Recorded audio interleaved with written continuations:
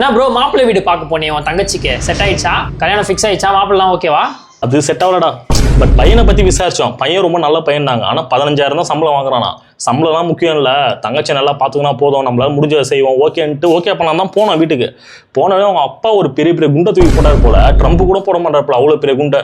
என்னவா 20 பவுன் நகை போடணுமா? ஏண்டா 20 பவுன், ஒரு பவுன் 1 லட்சத்துக்கு மேலே விற்குது. 20 பவுன் நம்மளால எப்படிடா போட முடியும்? சரி அதுவும் ஏதாவது ஒன்று பண்ணலான்ட்டு யோசிச்சுருந்தான். அவங்க அப்பா ஒன்று சொன்னான் பாடுறா, வெளியே வீட்டு வாசல் கூட்டிட்டு வந்தான் வாங்கன்ட்டு. நான் கூட வேற ஏதோ சர்ப்ரைஸ் ஏதோ பண்ண போறாரு போல அப்படின்னு வந்தா பயங்கரமான சர்ப்ரைஸ். வீட்டு வாசல் இடத்த காட்டுறேன், இங்க பாருங்க இவ்வளோ இடம் விட்டு ஏன் தரோம் வீடு கட்டிக்கிறான். என் பையனுக்கு கார் வாங்கி கொடுப்பாங்க பொண்ணு வீட்டில், அந்த காரணத்து தான் இவ்வளோ பெரிய இடம் நான் விட்டு வச்சிருன்னு சொல்லி எனக்கு கொண்டு போய் இடத்த காட்டுறான். ஆனால் இன்னொன்று சொன்னான் பாடுறா, அதாவது என் தங்கச்சி கல்யாணம் நடக்குதுல்ல அன்னைக்கே எங்க சொத்து எல்லாத்தையும் என் தங்கச்சி பேர்ல எழுதி வச்சிருக்கோம். நாங்க நடுவில் நின்று பிச்சை எடுக்கணும். இவ்வளவு கேவலமா இருக்கிறாங்க பாருடி. செமக்கம் வந்துருச்சு. ஒரு 4 வார்த்தை கேட்டுலாம் பார்த்தேன். பேசாம ஒரு ஸ்மாக் ஒன்று போட்டுலாமான்னு யோசிச்சேன். அதான் அவங்க அப்பனை பார்த்து கேட்டான், ஏன்டா 15,000 சம்பாதிக்கத்தே நீ இவ்வளவு கேட்கற, இன்னொரு 20,000 சம்பாதிச்சானா ஃபிளைட்லாம் கேட்பான் போல, ஃபிளைட் ஹெலிகாப்டர் ஹெலிபேட்லாம் கேட்பான் போல நம்மள கட்டி கொடுக்க சொல்லி. செமாத்திரம் வந்துச்சு. அதுக்கு மேலே விசாரிச்சா தெரியுது அந்த வீடே லோனில் கட்டிக்கிறானுங்கடா.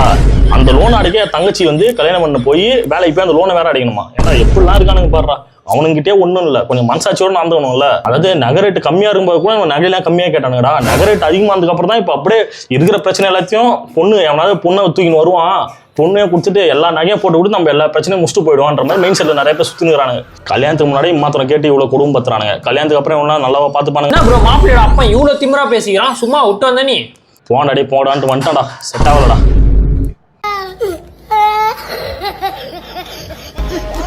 எங்களை ஃபாலோ பண்ணுங்க, சப்போர்ட் பண்ணுங்க. பாய் பாய்.